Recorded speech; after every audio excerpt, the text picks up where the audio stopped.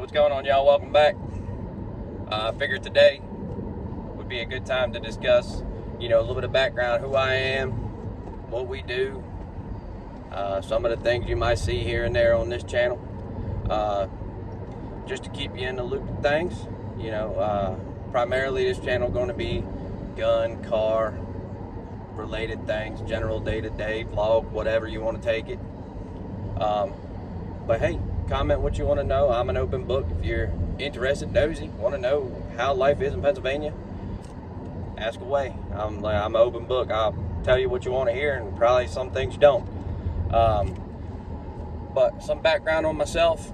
How can I say? Started out car guy, young. I've had just anything under the sun, import, domestic, doesn't really matter to me. Never real big Euro car guy, just because honestly I'm too goddamn poor to want to dabble in those things. But anyway, going back, started really modifying cars with Subarus. I had a 2004 R-Title. It was a WRX wagon, silver. Bought it, bone stock, all jacked up. Apparently it was R-Title because somebody had gone and stole the thing and got involved in a police chase. Police got the car after he had wadded up into a pole. So I was, hey, whatever. At the time, this was before everyone and their mother wanted a Subaru, and they were the cool thing to have, So I was like, you know what? Let's go ahead and let's buy this. Let's do some work to it. At the time, nobody even really understood that the WRXs came in a wagon. It was, at the time, it was one of them little sleeper cars. So went ahead, bought it, put a new front end on it, got it all painted, color matched. It looked good. It was stock for a while. Learned how to tinker with it, get it straight, do that kind of things. And then after I got it driving good, it turned into, well, let's see if we can go fast. At the time, this was 2010. So 2010 at the time, you had about 300 wheel. You were pretty hot on the block, you know what I'm saying? So I went out. We have a local shop, pretty local, about 30 minutes away, called IAG. May or may not have heard of them.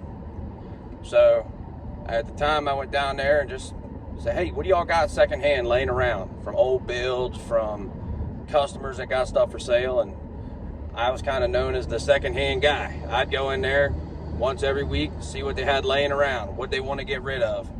And first thing they had was a downpipe catback system, NVIDIA, they had laying around. They gave it to me for a really good price. I loaded it in the wagon, took it home, put it on. Sounded great, didn't do anything but throw a check engine light.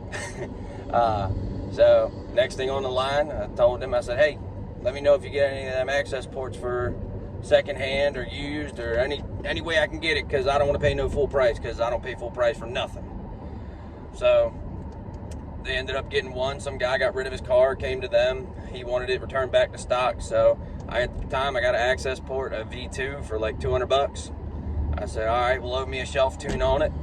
They did that and drove around like that for a while. It was fun. Then decided to basically all at one time go full bolt on. I've sourced all kind of parts used. I found a Borla header, some whatever Chinesium intake. Found some guy in DC selling a oversized top mount intercooler. Got them, put some set of STI injectors, second hand off of Craigslist at the time. And then took it to a guy up in New York. Company was called Backyard Turbo. Don't know if he's still around. He was big into LNF, Cobalt SS turbos, and dude did phenomenal work with that. Was setting all kind of records at the time for turbo Cobalts. He was building a GC8 that was full STI swap. A buddy of mine put me onto him after he got a tune from him, so I said, whatever, let's drive to New York, see what we do. Went up to New York, got it street tuned.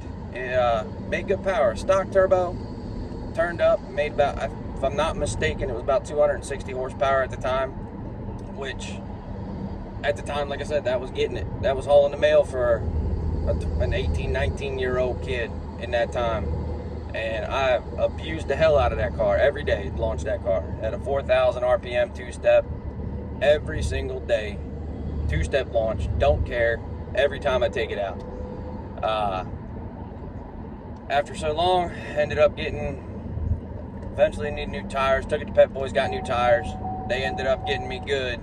They put 3 of the same size tires and 1 wrong size tire on it. Which anyone knows all-wheel drive, the tires got to be pretty daggone close. Or you end up messing up your center diff section. So that ended up happening, and I was a pipe fitter at the time, hanging sprinkler pipe for fire protection, and that kind of things, doing construction work. So I couldn't afford it. So me being me, I took it to the dealer. Hey, yeah, I got this great car, looking to trade it in. Found me a 2008 Subaru WRX, base model, base. That thing was an Impreza with a turbo motor. That's about it. So, but it was a step up. It had a 2.5 liter instead of the EJ20. Bought that, started playing with it right away. Didn't do no research, seen it on the lot, said, new body style, I'll take it. Come to find out, 2009, they put a VF39 in it. Or, excuse me, a VF52. They put a VF52 in them, and instead of being basic TD04, do whatever you want, make 260 wheel, the next year you could put a VF52 on it, make 300 wheel, the same bolt-ons. So I got tired of it. You know, I did bolt-ons, ended up getting walked by these 09s and everything all the time. So I said, screw it, and found a guy selling a AMR CXR 500. Put that on there. Put that on there with some ID 725 injectors. Bought it all through IAG. At the time, I was working a lot, and I took it to a company called JE Import Performance. You might have heard of them. If you don't know, you might. If you follow drifting, if you ever heard of Sicky, same place. Sicky's just their fabrication shop that makes all their parts. So took it to them. They did the full install for me. Took it to IAG, got it tuned there. It made about 400, and it was a fun car. Fun. Was out one night, and all these people come up from Virginia to go street racing on 83, and just strolled upon it. No idea. There was probably 50 cars, anywhere from 500 to 1200 horsepower. Supras, GTRs, Vets, anything and everything. All these big money guys come up, and they were out roll racing on 83. So I stumble upon it and start talking to people, introducing myself, and say, hey, if y'all going out, let me know, let's roll. So we do, and needless to say, 400 wheel, I was the slowest man in the parking lot that night. It didn't matter what it was. I think I got beat by a Mitsubishi Colt. If y'all don't know what that is, that's an older little hatchback car that this guy put a 4G63 in, front wheel drive, and I don't know what he was making, but power to weight and whatever power he was making, that thing left me sitting still. 40 roll, didn't matter. He was smoking the tires off, still pulling me. So after that night, I realized I had to step it up.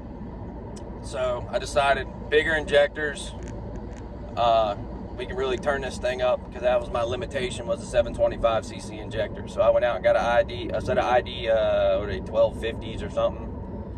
Put them in there, made around 5, and then typical Subaru 2.5 problems.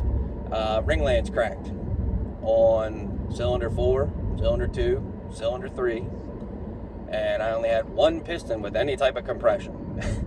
So back to IAG I went, and ended up having them build me one of their stage 3 blocks, which is new block, pistons, connecting rods. Only thing really they used internal wise was the crank, because apparently in 2008, fun fact, they ended up using STI cranks in some of their motors. Sometimes you could luck out and get a STI forged crank from the factory. I got lucky on that case. So I did that, put that in there. They put that in there, and went out, made 550, and had a ball. Had an absolute ball in that car. Didn't abuse it that much, because, you know, Subaru transmissions made of glass, especially WRXs, and I fell down the rabbit hole of built motor. Didn't want to fall down the rabbit hole of diving to the drivetrain. So I went out, raced that for a while, had a good time, and then life hit. You know, wanted to buy a house, realized probably time to get away from race cars. So went out, bought my first house, got rid of a race car, traded that in for a 2016 F-150 with a Coyote, and had parts already laying there for the trucks before I even bought the truck. I knew I was going to buy a Coyote F-150, so I had intake, exhaust, and an SCT X4 tuner already at the house waiting as soon as I bought it. So bought the truck, drove it home, started modifying it right away, but I figure I ain't gonna go that far. I'm gonna do it basic, and it is what it is. So drove that around for a while, and you know, can't take the car guy out of a car guy. So me being me, I started looking up supercharger kits and pro charger kits, and this was about 1.5 years or 2 of owning that truck, and I realized I need to buy a Tinker Toy. This is my daily at the time. Like, I can't be modifying the daily that far. It just is what it is. So I started looking, and I ended up finding a 2014 Mustang Track Pack, silver in color, 17,000 miles, clean title, for 17 grand down at a dealership down by Ocean City, Maryland. So I drove down there to check it out. I fall in love. Car was bone stock when I bought it. It wasn't before I bought it. Somebody had played with it. You can tell every different bolts had been changed, and you could see marks from tooling being on it. But when I bought the car, it had H&R lowering springs, so it sat way too low, and for some reason somebody decided to put the most gigantic little back window vents on it I've ever seen. They stuck off the car like 4 inches, looked like Dumbo coming down the road. So I get it home, rip them off, and start looking. And I'd say probably in 6 months' time, the car was fully bolt-ons. I put a ported 18 manifold on it. Bought it stock. Bought the manifold stock. Bought the LMR deletes. And me and my buddy Tom, who's got a turbo Coyote Mustang, ported that with me. Put that on it, put the tune on it. We did cat delete, exhaust, drive shaft, put a short shift in it. What the hell was the name of that company? Golly. Anywho, it was the full race kit for their shifter. So basically you got to lower the transmission to mount this whole thing onto the side of the trans. One of my favorite mods I did to that entire car, bar none, was that shifter. Because every time you'd get in that car and you try to do a 1-2 or a 2-3, if that motor had any type of load on it, you'd miss that gear. It'd lock you out every time. It didn't matter if you thought you were the best driver in the world, you were going to miss a 2-3 or a 1-2 shift in that car, just because the factory shifters in those are such garbage. But so I played with that for a long while and loved that car. Loved every second. Beat the crap out that car. Had so many fun nights with it. It held its own for being a bolt-on Mustang. Maybe making 410, 420 maybe wheel. It was tuned through Lund. And it just held its own. It was a fun car. It looked good, sound good. I put it on a 28 10.5 drag radial on a set of SVE 5 stars. It was just a slick looking car. And then we decided, you know, we wanted to have a family. So me and my wife, we decided, let's try to have a child. Baby come around, took the baby out in the car a few times, and then you realize, well, you got a 2-door Mustang. You don't really have a whole lot of time to take you, the wife, and the baby in a Mustang. It's just not feasible. And really the only time you drive it, or only time I really drove it, was to and from work, which my work consists of some back roads early in the morning, which you're always watching for deer, or B, once you get off the back roads, it's all highway, so it's all stop and go. So you really don't get to enjoy driving your manual Mustang in traffic. So I decided, we'll sell that. I got rid of that car. That's the one I regret the most. That one was a really good car I got for a really good deal, and it drove the pants off of itself. So got rid of that car, and then decided with the baby that my extended cab F-150 just wasn't cutting it. I got tired of not having enough room in the cab. So next thing you know, I'm looking at trucks. Ended up finding a 2019 F-150 Lariat in Abyss Gray. It didn't say the motor or nothing online, but I said, you know what? It's a Lariat, and it's Abyss Gray, which is a super rare color you don't see too often. I gotta go look at it. I look at it. It's super clean. It's got the 2.7 turbo in it, which I wasn't too fond on because, you know, I just prefer a V8. V8s just work. And they work and they work. And if they break, it's always something simple for the most part.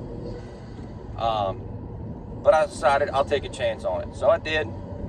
I bought that truck, left it alone for a good while. Well, I lie. I bought a 2.5-inch level kit and put 35s on it. Then I left it alone for a good while. Buddy of mine sold his car and had one of them SCT, the BDX tuners, laying around. So I had to scoop that up for a good deal, you know. Car guy being a car guy. And yeah, I bought that, put that on there with the little shelf tune on 93, and that thing woke up. I mean, woke up. So that fell down the rabbit hole again. Before I did the level in the wheels and tires, I put that BDX tuner on it, and stock, I ran a 1530 off of a Draggy. Now, take the information I'm about to give with a grain of salt. But it ran a 1530 stock. I put a 93 tune on it. That's it. And that thing proceeded to run. It proceeded to run a 14.2 on the street. Like, the only thing it did was turn it up. That's it. No mods, just a tune, 1430. Took a whole second. So I was like, well, okay, we can play with this thing. So I decided maybe I'll start tinkering. That's when, you know, the old back of your head, and then the wife comes in and, you know, hits you in the ear. I thought you wasn't going to modify your vehicle. This is your daily, blah, blah, blah. So I left it alone. And a couple months ago, we decided we're going to take a road trip down to Florida. So we pile in the car, we drive 17 hours, Pennsylvania to Florida. And whole way down, every stop, I'm on Marketplace, just looking. Vehicles, parts, whatever I can find. We're down in Orlando, and I find this ad for a guy selling an intake. You might get a kick out of this story. Found a guy selling an intake. Wanted $250, brand new in the box, Roush intake. I meet up with the guy, sounds a little sketchy. You know, it sounds awfully cheap. So, meet up with the guy. Guy's like 8'12", taller as crap, looks like diehard redneck, opens his mouth and he's stone cold Russian. I can barely understand what he's saying. And he's giving me all these things saying, oh, you're going to put this intake on and that truck's going to be all over the place. You're going to screech the tires and everything else. All right, a story like that for that kind of price, I'm just going to buy the dang thing from you. So I buy it. We drive back to the hotel. I got some hand tools in the truck. And my wife's dying because she went inside, her and the baby, to go sit in the AC and do all this and that. Meanwhile, I'm outside in the parking lot of a hotel slapping his intake on because I got it. Why not? So, put that on, enjoy it, have a good time. And that's pretty much where that truck stands to this day. It's got, I'd switch a 93 tune to an 87 tune just because, you know, old Joe Biden and them gas prices. You know what I'm saying? So it's got an 87 tune in it now with that intake, and I did a little resignator delete just because they run good, but they sound like crap. There ain't nothing you can do. You start playing with those trucks and you mess with anything on the exhaust, they sound like a dog with diarrhea. I don't know how else to say it. But you do a resignator delete and it gives you a little bit of tone with not a whole lot of volume. Like, unless you're outside the truck, you can't even tell you modified it, which I like. Nothing for performance, but hey. But that's where that truck stands. I got another little project that I just got wrapped up not too long ago, which if you're interested, we did a little nitrous job on it on a channel called Poor Man Mods. Nitrous Express reached out to us and graciously gave us a Proton kit for free to install. But how about this? I'll tell you about that one because that's a pretty cool truck. I'll tell you about that project on the next one because we're digging a little deep into this video. We're at about 20 some minutes in. I'll tell you on the next one. Stay tuned. That one's a pretty cool build. I saved a truck from, pretty much saved it from the junkyard. All right, y'all. Hey, y'all have a good day.